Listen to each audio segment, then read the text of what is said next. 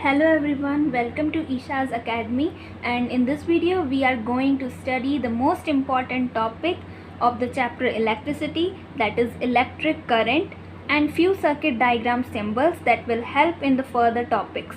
So let's start. So as you can see, what is an electric current? We will study about electric current and few circuit diagrams. So whenever we have to make the circuit diagrams, we will use these symbols and do that topic. Now electric current, which is denoted by I. So first of all we will see what is the definition. The definition says the rate of flow of electric charge is known as electric current. यानी कि यहाँ पे हम क्या कह रहे हैं, basically हमारे पास कुछ इलेक्ट्रिक चार्जेस होते हैं, हम यहाँ पे इलेक्ट्रॉन्स को कंसिडर कर रहे हैं। सो जो इलेक्ट्रॉन्स होते हैं, अगर इलेक्ट्रॉन्स का मूवमेंट होता है, जैसा कि मैंने यहाँ पे फिगर में स्पेसिफाई किया है कि हमारे पास इलेक्ट्रॉन्स और इलेक्ट्रॉन्स मूव कर रहे हैं, दैट मीन्स वहाँ डेफिनेटली इलेक्ट्रिक करंट होगा। दैट मीन्स हम इलेक्ट्रिक करंट होता क्या है, तो वो rate of flow of electric charge होता है।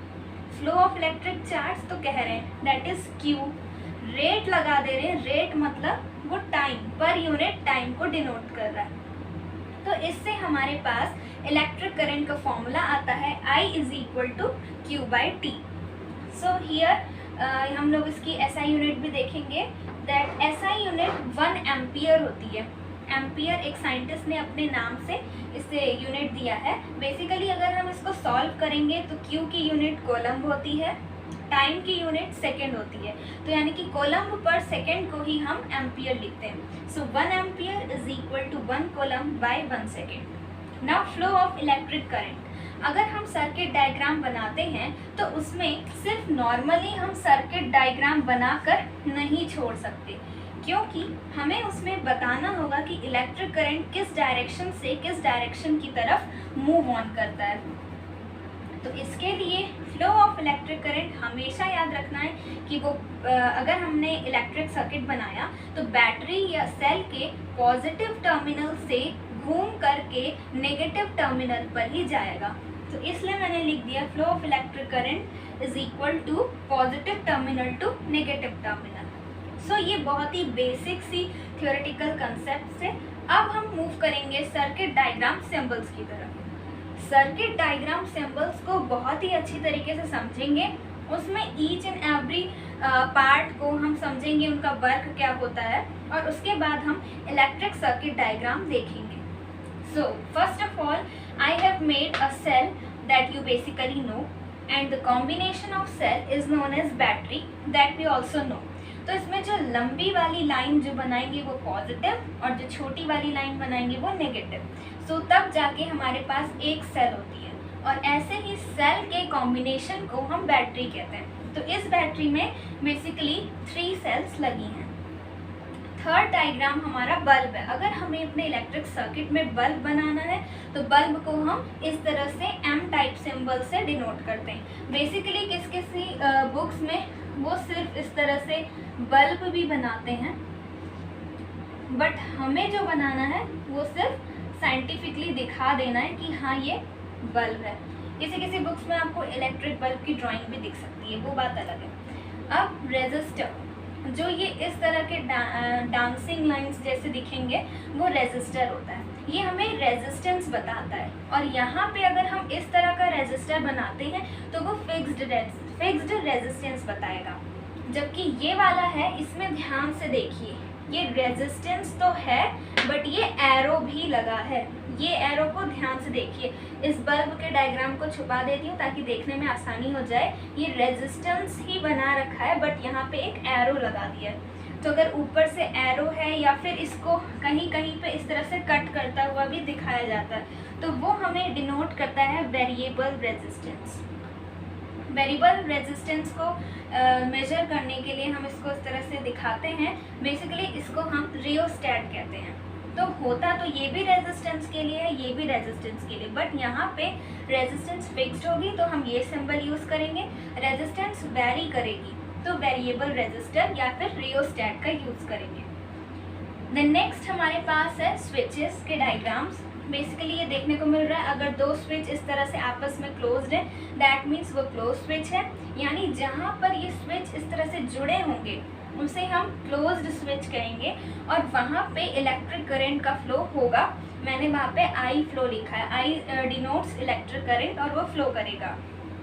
देन 7th टॉपिक में ये ओपन स्विचेस हैं, यानी एक स्विच ऐसा है दूसरा स्विच ऐसा है तो वो मिला होगा तो क्लोज्ड स्विच, अगर वो खुला होगा तो ओपन स्विच। इजी है। एंड यहाँ पे इलेक्ट्रिक करंट का फ्लो नहीं होगा, क्योंकि इलेक्ट्रिक करंट फ्लो करना भी चाहे तो वो स्विचेस तो आपस में कनेक्टेड ही नहीं है, तो कैसे फ्लो होगा। और यहाँ पे ए और बी और जी से, जैसा कि हम पहला लेटर इन सब वर्ड्स का देख सकते हैं, एमीटर ए से डिनोट होगा, वोल्ट मीटर बी से, गैल्वेनोमीटर जी से। अब इसकी वर्किंग या फिर फंक्शन समझते हैं। एमीटर जो होता है बेसिकली वो एम्पियर से आया है और एम्पियर हमें क्या बता रहा है, इलेक्ट्रिक करंट, यानी कि जो एमीटर एक ऐसा इंस्ट्रूमेंट, ऐसी डिवाइस है जिससे हम करंट को मेजर करते हैं। अब नेक्स्ट आता है volt meter. Volt meter volt से मिलता है और वोल्ट किसकी यूनिट है, पोटेंशियल की। सो इलेक्ट्रिक पोटेंशियल यानी कि जो पोटेंशियल डिफरेंस हमने पढ़ा है उसकी यूनिट V थी, यानी कि वोल्ट। सो वोल्ट यानी कि पोटेंशियल डिफरेंस को मेजर करने के लिए वोल्ट मीटर एक इंस्ट्रूमेंट है, डिवाइस है। देन नेक्स्ट आता है गैल्वेनोमीटर। गैल्वेनोमीटर किसी भी इलेक्ट्रिक सर्किट में प्रेजेंस और एब्सेंस ऑफ करंट को डिनोट करता है। अब जो बेसिकली कंफ्यूजन होती है वो होती है एमीटर और गैल्वेनोमीटर में, कि दोनों में ही तो करंट मेजर हो रहा है, तो ये दो अलग अलग डिवाइसेस कैसे हैं, इसे हम ध्यान से समझेंगे।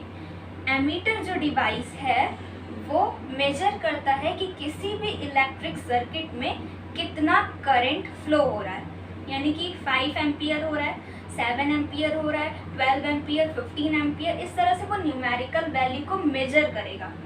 Whereas galvanometer detects the presence or absence of current, यानी कि अगर ये कोई इलेक्ट्रिक सर्किट है, गैल्वेनोमीटर इस तरह का कोई डिवाइस होता है जहाँ पर इसकी निडल होती है, यहाँ पे 0 होता है और यहाँ से इस तरह से कुछ नंबर्स होते हैं, ठीक है।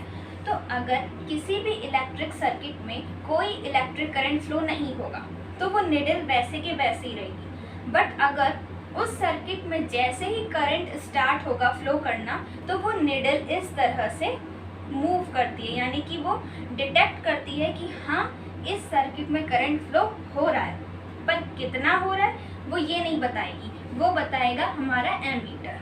सो this is all about electric current and circuit diagrams. So take a screenshot और note down these topics. So we will then draw the circuit diagram. So start.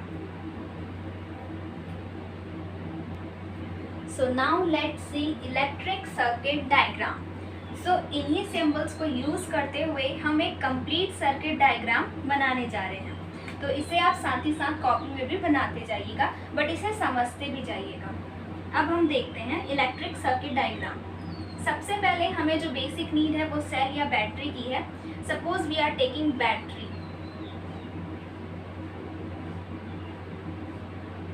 इस तरह से हमने बैटरी बनाई, पॉजिटिव एक ही तरफ दिखा देते हैं और नेगेटिव एक तरफ, क्योंकि यहाँ बार बार हमें डिनोट करना पड़ेगा ना, प्लस माइनस, तो हम जो बिगर लाइन है वहाँ पे प्लस और शॉर्टर लाइन है वहाँ पे माइनस दिखा देंगे। इसके बाद इस सर्किट में बल्ब का होना भी ज़रूरी है, बिकॉज इलेक्ट्रिक करंट फ्लो होगा तो बल्ब क्या बता रहा है, प्रेजेंस ही तो बता रहा है, क्योंकि हमने यहाँ गैल्वेनोमीटर नहीं फिट किया है। हम जो बेसिक इलेक्ट्रिक सर्किट बनाते हैं उसमें इलेक्ट्रिक बल्ब क्यों लगाते हैं, कि अगर इलेक्ट्रिक करंट का फ्लो हो रहा है दैट मीन्स बल्ब ग्लो करेगा, इलेक्ट्रिक करंट का फ्लो नहीं हो रहा है तो बल्ब ग्लो नहीं करेगा। तो इसलिए इलेक्ट्रिक बल्ब भी हम बनाएंगे इस तरह से। और उसके बाद उसी में हम एक एमीटर भी तो फिट करेंगे, कि हमें पता करना है कि हमारे इलेक्ट्रिक सर्किट में कितना करंट फ्लो हो रहा है, इस तरह से। और हम क्या एक रेजिस्टर फिट कर सकते हैं अपने इलेक्ट्रिक सर्किट में, ये ऑप्शनल है अभी। और फिर उसके बाद अगर हमने एमीटर लगाया, अगर हम पोटेंशियल डिफरेंस क्रिएट करते हैं अपने इलेक्ट्रिक सर्किट में, तो उसको मेजर करने के लिए हम वोल्ट मीटर लगाएंगे।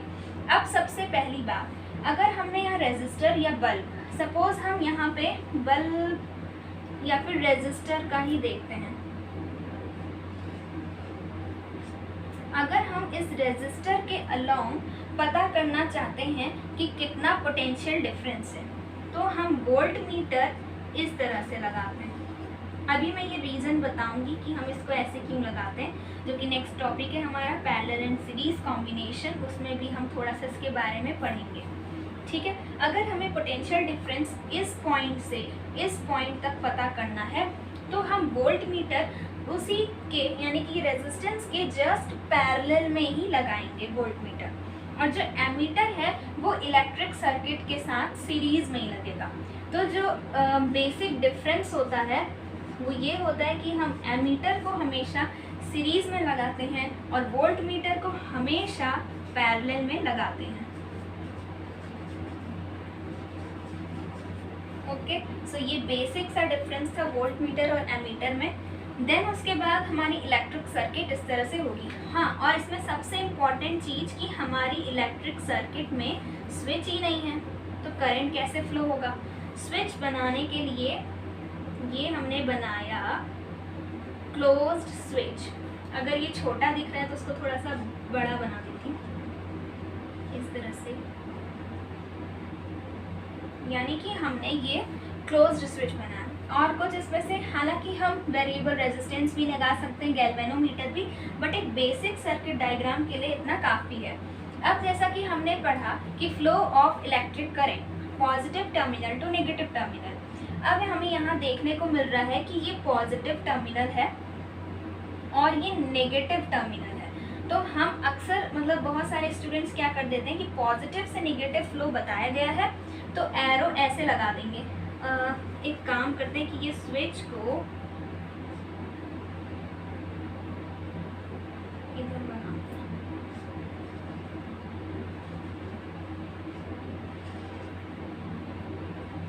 हैं। ये स्विच अभी भी क्लोज्ड ही स्विच है, करंट फ्लो होगा।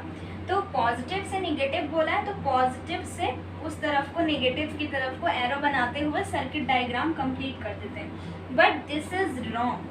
हमें क्या करना है कि पॉजिटिव टर्मिनल से नेगेटिव टर्मिनल हमें पता है कि फ्लो ऑफ करंट होता है, बट पॉजिटिव से वो घूम के नेगेटिव की तरफ जाएगा, यानी कि एरो का डायरेक्शन ऐसे होगा। एरो का जो डायरेक्शन होगा वो सिंपली ऐसे होगा।